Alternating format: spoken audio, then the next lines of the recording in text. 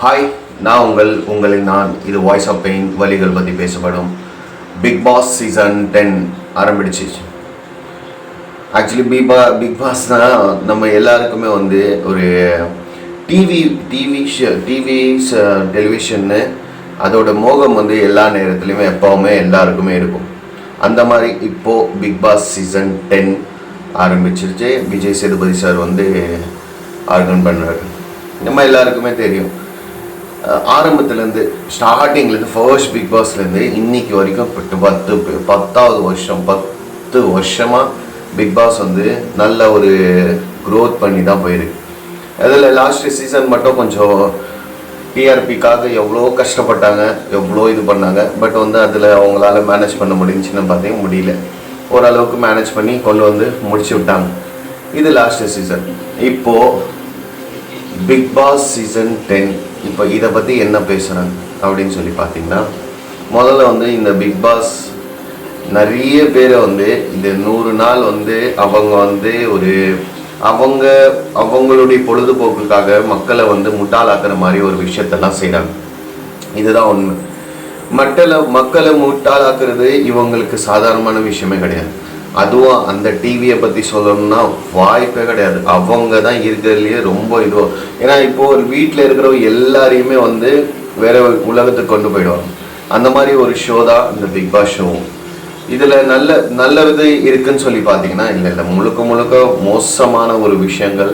ஏன்னா நிறைய விஷயங்களில் வந்து தப்பை வந்து ஆதரிக்கிற மாதிரியும் பேசுகிற மாதிரியும் நிறைய விஷயங்கள் அதில் போயின்னு இருக்கு. இப்போ மக்களுடைய பிரச்சனை நிறைய இருக்குது. ஆக்சுவலி மக்களை மறக்கடிக்கிறதுக்காக இந்த மாதிரி ஒரு ஷோலாம் பண்ணுறாங்க மாதிரி தோணுது. இதான் உண்மை. ஏன்னா மக்களை வந்து எப்படி இருந்தாலும் அவங்கள வந்து வேற ஒரு விஷயத்தில் கொண்டு போயிடுவாங்க. ஏன்னா இங்கே நிறைய பிரச்சனை இருக்குது. வேலை இல்லை, கல்வி இல்லை, தண்ணி பிரச்சனை இருக்குது, கரண்ட் பிரச்சனை இருக்குது. நேற்று கூட நான் ஈபியை பற்றி பேசியிருந்தேன், கரண்ட் பில்லை பற்றி பேசியிருந்தேன், நிறைய விஷயங்கள். இப்படி இருந்தோம் மக்கள் என்ன பண்ணுறாங்கன்னா, அதை திசை திருப்புற மாதிரி ஏதாவது ஒரு விஷயத்த பண்ணணும் அப்படின்னு சொல்லி அந்த விஷயத்த வந்து கொண்டு போகிறாங்க. இதனால அவங்களுக்கு நிறைய லாபங்கள் இருக்குது. மக்கள் கொஞ்சம் நேரம் ஓகே நம்ம இருக்கிற பிரச்சனைக்கு இது பார்த்துட்டு கொஞ்சம் நேரம் அமைதியாக விட்டுடலாம் அப்படின்னு சொல்லி நினச்சோன்னா இது பெரிய ஆபத்தாக ஒரு நாள் போய் முடியும். இதுதான் உண்மை. இது இன்னைக்கு வந்து நம்ம வந்து ஈஸியாக பார்த்துட்டு போயிடும். ஓகே, பார்க்குறவங்க பார்க்க தான் செய்ய போகிறாங்க. அதில் நம்ம யாரையும் வந்து நீங்கள் பார்க்கக்கூடாதுன்னு சொல்கிறதுக்கெல்லாம் நம்ம யாருக்குமே வந்து ரைட்ஸும் கிடையாது, அனுமதியும் கிடையாது. அதை பற்றி நாம் இன்னைக்கு பேச போகிறதில்ல. பார்க்குறவங்க பார்க்க தான் போகிறாங்க. ஏன்னா மூவிஸ் பார்க்குறாங்க, சாங்ஸ் கேட்குறாங்க, வேறு விஷயத்த பண்ணுறாங்க. இதெல்லாம் வந்து ஒரு பொழுதுபோக்கு. அந்த பொழுதுபோக்கு நிகழ்ச்சி. ஓகே, அதனால் வந்து எந்த ஒரு பிரச்சனை. ஆனால் இவங்க என்ன பண்ணுறாங்கன்னா எல்லாத்தையும் மறக்கடிக்கிற மாதிரி விஷயத்தெல்லாம் உருவாக்குறாங்க. நாட்டில் இருக்கிற பிரச்சனைகள்லாம் மறந்து வேற ஒரு விஷயத்துக்காக ஓடுற மாதிரி ஒரு விஷயத்தை விடாது. எப்படி விளையாட்டை பண்ணுறாங்களோ, விளையாட்டில் ஒரு மோகத்தை உருவாக்குறாங்களோ அந்த மாதிரி ஒரு விஷயத்த பண்ணுறாங்க. நிறைய விஷயங்களை சொல்லியிருக்கேன். ஓகே, அந்த நிறைய விஷயங்கள். ஏன்னா எனக்குள்ள நிறைய கேள்விகள் வருது. இப்போது இந்த பிக் பாஸ்னால எனக்குள்ள நிறைய கேள்விகள் இருக்குது. இப்போது இங்கே எவ்வளோ பிரச்சனை இருக்குது, எவ்வளோ பிரச்சனை இல்லைன்னு சொல்லி நீங்கள் பார்த்தீங்கன்னா கண்டிப்பாக கிடையாது. அவ்வளோ பிரச்சனைகள் போயின்னு இருக்கு. அந்த பிரச்சனைகள்லாம் யாருக்குமே புரிய மாட்டேங்குது. நமக்கு இப்போ புரியாது, மேபி சூன் ஒரு கொஞ்ச நாட்களில் கொஞ்ச நாளில் அது வந்து நமக்கு புரிய ஆரம்பிக்கும். ஒன்றா பின்னாடி வரும். அப்போ வந்து நமக்கு தலைவலி ஸ்டார்ட் ஆகும். அப்போ நம்மக்கிட்ட வந்து எக்ஸாம்பிள், நம்ம வாங்குற அன்றாட தேவைக்கு வாங்குற அந்த காய்கறிகளோட விட நம்ம யூஸ் பண்ணுற பெட்ரோலுடைய விலை, நம்ம யூஸ் பண்ணுற வேற ஒரு விஷயத்துக்கான விலை அது இல்லாமல் அதிகரிக்கும் போது நம்மளால் அதை சமாளிக்க முடியாது. ஐயோ இவ்வளோ அதிகமாகிடுச்சா காஸ்ட்டு அப்படின்னு சொல்லி யோசிக்க தோணும். அந்த டைமில் தான் புரியும், ஓகே நம்ம ஏதோ ஒரு விஷயத்த பண்ணியிருக்கோம் அப்படின்னு சொல்லி. ஆனால் அதை மறக்கடிக்கிறது தான் இந்த மாதிரி ஷோஸ். நீங்கள் கேள்வி கேட்கக்கூடாது, நீங்கள் அது விஷயத்தில் போகக்கூடாது அப்படின்னு சொல்லி தான் இந்த மாதிரி ஒரு ஷோஸ் எல்லாம் உருவாக்குறாங்க. இப்படி உருவாக்கி அதுவும் இந்த வாட்டி வந்து ஹைப் ஏற்றி நிறைய விஷயத்த பண்ணுறாங்க. சரியா, நீங்கள் பார்க்கக்கூடாதோ, நான் வந்து அது இது பண்ணுற மாதிரியோ அந்த மாதிரியெல்லாம் விஷயம் கிடையாது. பார்க்குறது உங்களுடைய விருப்பம். அதுக்கும் நமக்கு எந்த ஒரு சம்மந்தம் கிடையாது. நானும் பார்ப்பேன்னாச்சும் கேட்டிங்கன்னா நானும் பார்ப்பேன். ஏதாவது போர் அடிச்சுன்னா டிவியில் ஏதாவது ஒரு சேனலை வச்சு நியூஸ் பார்க்குறதோ, சாங்ஸ் கேட்குறதோ, இல்லை வேறு ஏதாவது பண்ணுறதோ எல்லாரும் பண்ணுறது தான். அது எல்லாருமே பண்ணுவோம். ஆனால்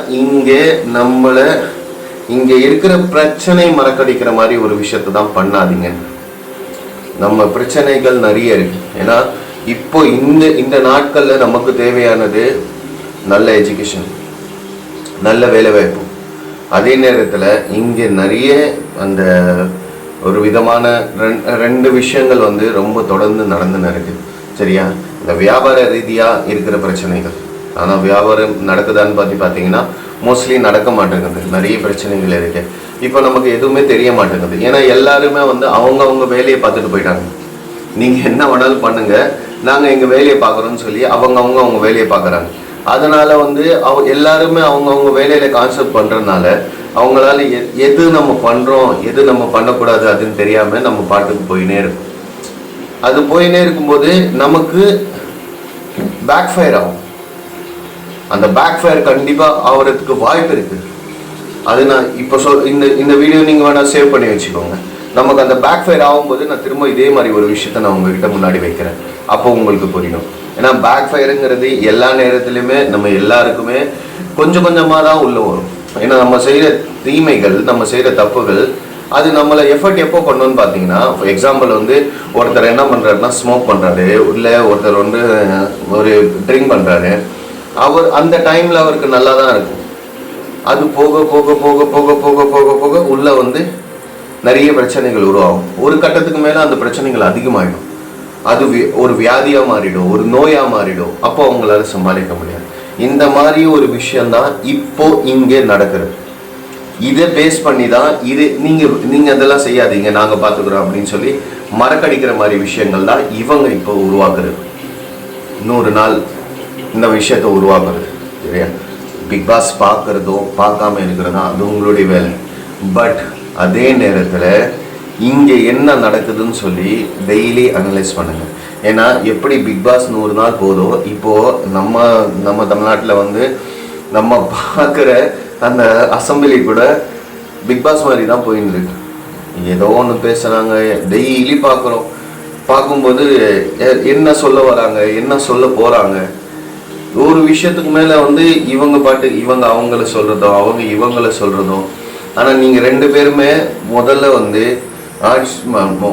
உங்களுடைய விஷயத்தில் நீங்கள் ஒற்றுமையாக இருந்து இந்த நாட்டு மக்களுக்கு என்ன தேவை, எதை அடிப்படையாக கொண்டு எதெல்லாம் சரி பண்ணலாம் அப்படின்னு சொல்லி பார்த்து அது சீர் பண்ண பாருங்க. அதை நீங்கள் செயல்படுத்த பாருங்க. அதுதான் இருக்கிறதுலேயே முக்கியமான விஷயம். அதுதான் இருக்கிறதுலேயே சரியான பாதை.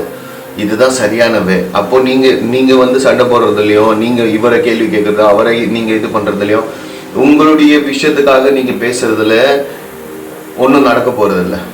இங்கே இருக்கிற பிரச்சனையை பார்த்து எல்லாருக்குமே என்ன தேவையோ அதை நீங்கள் பூர்த்தி செய்ய பாருங்க. யார் யாருக்கு என்ன தேவைன்னு சொல்லி பார்த்து ஏன்னா எல்லாருமே ஒரே நாட்டில் தான் இருக்கும். நம்ம எல்லாருமே ஒரே பீப்புள்ஸ் தான். நம்ம எல்லாருமே ஒரே நாட்டில் ஒரே இடத்துல பிறந்திருக்கோம், இங்கே தான் வளர்ந்துருக்கோம், இங்கே தான் யாருக்கு என்ன தேவை, அதுலேயும் இந்த பெண்கள் மேலே நடக்கிற அந்த விஷயத்தெல்லாம் முழுமையாக தடை செய்ய பாருங்க.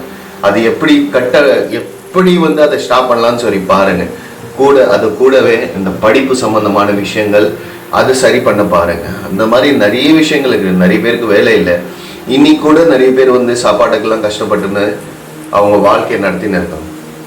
இல்லைன்னு சொல்லுவீங்கன்னா, நான் உங்களுக்கு நீங்கள் இல்லைன்னு சொன்னீங்கன்னா எல்லாருமே காமிக்க முடியும், இல்லை ஆமாம் கஷ்டப்படுறாங்க அப்படின்னு சொல்லி.